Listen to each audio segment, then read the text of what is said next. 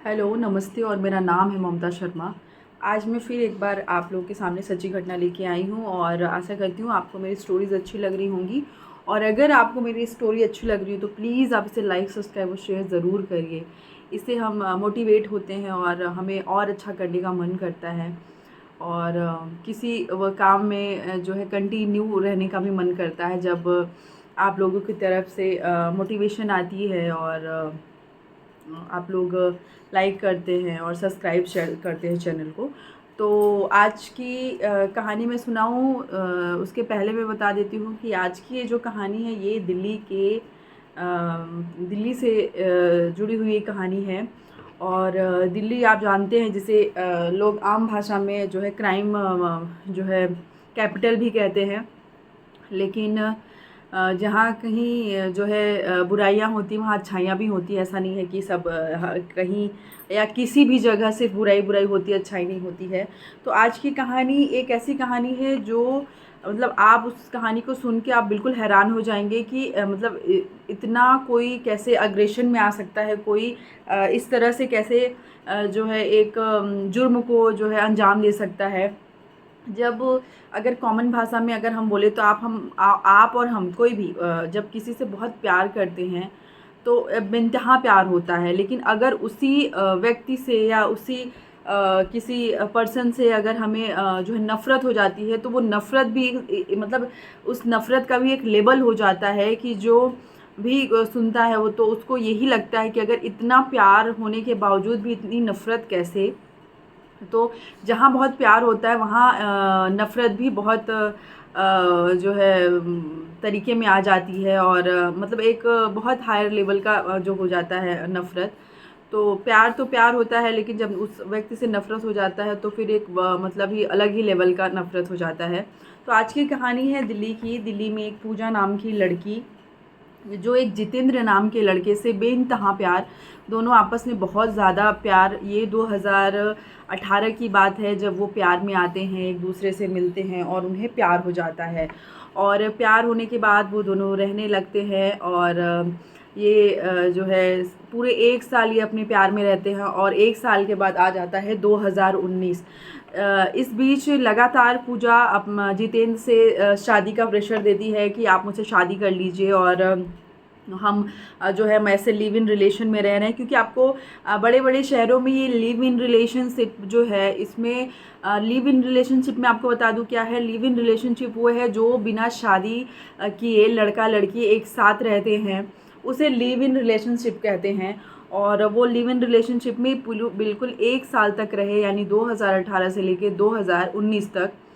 उसके बाद उस दौरान पूजा ने कंटिन्यू उसको शादी करने के लिए कहा कि नहीं आप मुझसे शादी करिए और हम ऐसे नहीं रह सकते हैं, हम शादी कर लेंगे और शादी करके रहते हैं। लेकिन जितेंद्र कहता है कि जब तक, हाँ, क्योंकि जितेंद्र पहले से शादीशुदा रहता है और एक बच्चे का पिता रहता है। तो जितेंद्र का कहना रहता है कि मैं जो है अपनी पहली पत्नी से तलाक ले लूँगा, उसके बाद में शादी करूँगा।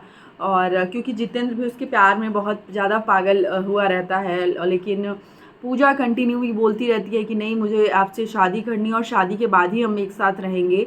लेकिन पूजा कहती है कि चलिए कोई नहीं, अगर हम लीगली रूप से शादी नहीं कर सकते क्योंकि हमारा डाइवोर्स नहीं हुआ, यानी आपका डाइवोर्स नहीं हुआ आपकी पहली पत्नी से, तो हम लीगल तौर से शादी नहीं कर सकते हैं, कोर्ट मैरिज में जाके शादी नहीं कर सकते हैं। तो आप हम चल के जो है जैन मंदिर में शादी कर लेते हैं और आर्य समाज के मंदिर में शादी कर लेते हैं। तो जितेंद्र और पूजा जाके दिल्ली में ही किसी आर्य समाज के मंदिर में जाके वो लोग शादी कर लेते हैं और शादी करने के बाद वो साथ रहते हैं। लेकिन उसी बीच आ जाता है कोविड आ जाता है और 20-21 कोविड रहता है। 22 में लगातार ये जितेंद्र जो है पूजा के साथ रहता है। तो जब आदमी 2 दिन किसी के साथ रहता है तो उसको उसकी अच्छाइयाँ और बुराइयाँ नहीं पता चलती हैं। लेकिन जब वो 24 घंटा एक ही किसी के साथ रहता है तो उसकी कमियाँ, उसकी अच्छाइयाँ, उसकी बुराइयाँ, जो भी उसमें चीज़ें होती हैं वो सब आदमी को दिखने लगता है। और 2022 जब कोविड ख़त्म होता है तो जितेंद्र को ये लगता है कि नहीं, मैं अपने पत्नी को और अपनी बच्चे को छोड़ नहीं सकता हूँ। उसी बीच पूजा ने फिर कहा कि जो है वो कोविड चला गया है और अब आप जो है शादी आप उसको मतलब अपनी पत्नी को तलाक दीजिए और मुझसे जो है शादी कर लीजिए, कोर्ट मैरिज कर लीजिए, लीगली तौर से शादी हम कर लेते हैं।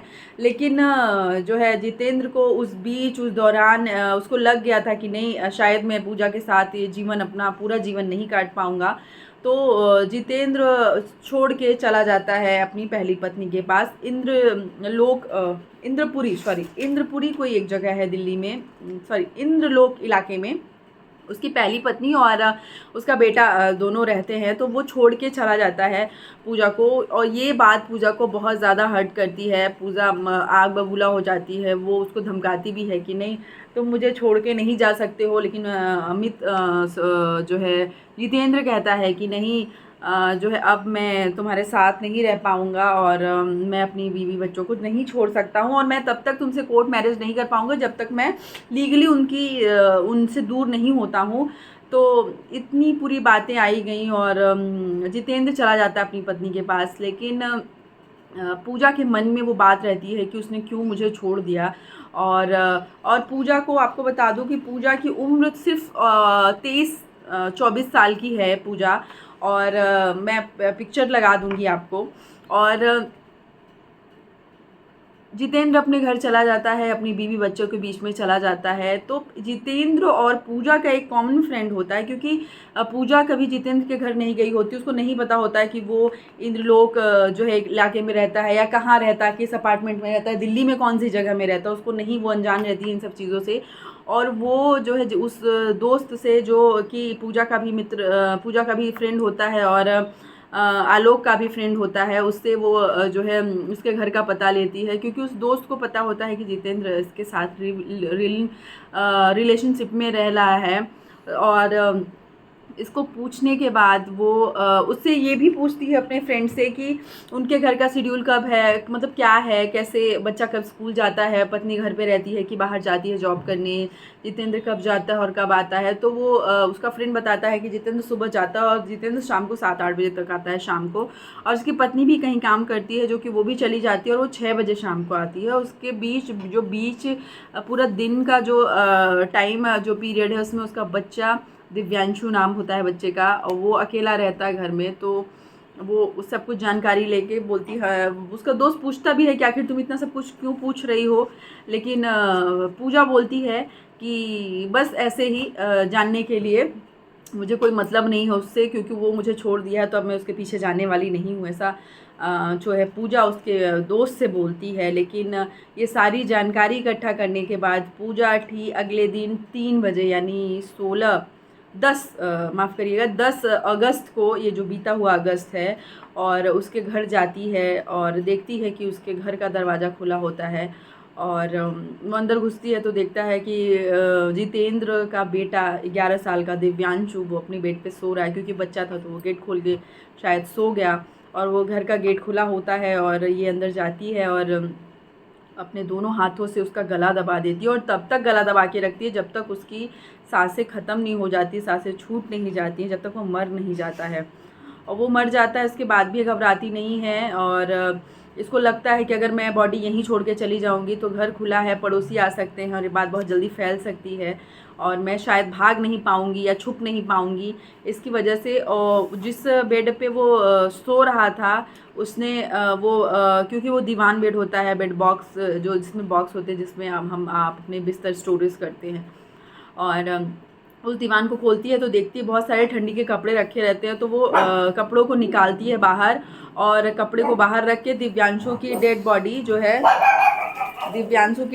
को जो है वो डाल देती है उस बॉक्स के अंदर, और वो जो कपड़े रहते हैं वो बाहर ही रहते हैं। इस बीच दिव्यांशु की कुछ आदतें रहती है जो कि उसकी माँ ने उससे सिखाया होता है, क्योंकि वो म्यूज़िक क्लास जाता है 5 बजे, जो है शाम 5 बजे वो म्यूज़िक क्लास जाता है। तो 5 बजे जब वो जाता है तो उसकी माँ का 2:30 बजे, यानी जब पूजा आई थी उसके आधे घंटे पहले उसकी माँ का फ़ोन आया था कि बेटा तुम सो जाओ, क्योंकि 5 बजे जो है तुम्हें म्यूज़िक क्लास जाना है, तो थोड़ा तुम आराम कर लो, स्कूल से आए हो, खा पी के सो जाओ तुम। तो वो बेटा सो गया था, जिस दौरान ये पूजा आती है और ये सब कांड कर देती है। उसके बाद उसकी माँ उसको 5 बजे फ़ोन करती है कि बेटा तुम स्कूल के मतलब म्यूज़िक क्लास के लिए निकले कि नहीं, लेकिन बेटा फ़ोन नहीं उठाता है तो वो घबराती है, इसलिए कि जब वो क्लास जाता है तो वो अपनी माँ को एक बार फ़ोन करके इन्फॉर्म करता है कि माँ मैं अपने घर से निकल रहा हूँ और मैं क्लास के लिए जा रहा हूँ। लेकिन उसका फ़ोन नहीं जाता, उसकी माँ बहुत परेशान होती है, 2-3 बार फ़ोन करती है, जब नहीं फ़ोन लगता है क्योंकि फ़ोन रिसीव नहीं होता है, फ़ोन लगाती तो है लेकिन बच्चा फ़ोन उठाता नहीं है। उसके बाद वो म्यूज़िक क्लास फ़ोन करती, पता चलता है वो वहाँ भी नहीं आया है। फिर ये सोचती है कि चलो हो सकता है बच्चे खेल रहे हों, या तो वो घर आती है और देखती है कि दिव्यांशु वहाँ होता नहीं है। लेकिन उसे बहुत हैरानी होती है कि ये ठंड के कपड़े बेड पे क्यों रखे हैं दिव्यांशु के। तो वो कहती है कि पक्का ये कोई शैतानी कर रहा है और ये कहीं खेलने, तो अड़ोस पड़ोस हो जाती हैं और देखती हैं कि पड़ोस में भी नहीं रहता, वो थोड़ा घबराती हैं। तो उनको लगता है कि चलो कहीं होगा, खेल रहा होगा, आ जाएगा। लेकिन वो सोचती हैं कि कपड़े क्यों रखे हैं, वो कपड़े को वापस से उठाकर सोचती हैं कि मैं बॉक्स में डाल दूँ, यानी दीवान बेड में डाल दूँ।